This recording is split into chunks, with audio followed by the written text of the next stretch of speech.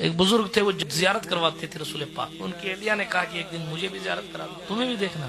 بوڑھی ہو گئی تھی بیچاری. ان کو فرمایا جاؤ دلہن کا جوڑا پہن لو، کمرے میں بیٹھو میں آتا ہوں. تو دلہن کا جوڑا بڑھاپے میں پہنا دیا اور کہا کمرے میں بیٹھو. پھر کیا ہوا؟ اپنے بچوں کے ماموں کو کہا سالے صاحب ہماری بہن کو جا کے سمجھاؤ بڑھاپے میں اس کو جوانی کے دن یاد آئے. خود ہی کا لباس پہننے کے لیے خود ہی ڈانٹ کھلوائی. جب بھائی نے ڈانٹا بہن کو دل میں تکلیف، خوب روئیں روتے روتے سو گئیں.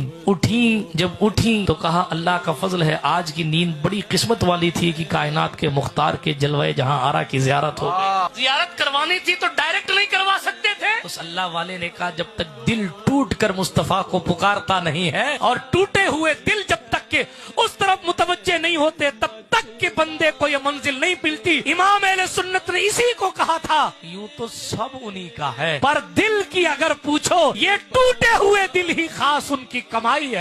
ایک بزرگ تھے، وہ زیارت کرواتے تھے رسول پاک. ان کی اہلیہ نے کہا کہ ایک دن مجھے بھی زیارت کرا دو، تمہیں بھی دیکھنا. بوڑھی ہو گئی تھی بیچاری. ان کو فرمایا جاؤ دلہن کا جوڑا پہن لو، کمرے میں بیٹھو میں آتا ہوں. تو دلہن کا جوڑا بڑھاپے میں پہنا دیا اور کہا کمرے میں بیٹھو. پھر کیا ہوا؟ اپنے بچوں کے ماموں کو کہا سالے صاحب ہماری بہن کو جا کے سمجھاؤ بڑھاپے میں اس کو جوانی کے دن یاد آئے. خود ہی کا لباس پہننے کے لیے خود ہی ڈانٹ کھلوائی. جب بھائی نے ڈانٹا بہن کو دل میں تکلیف، خوب روئیں روتے روتے سو گئیں.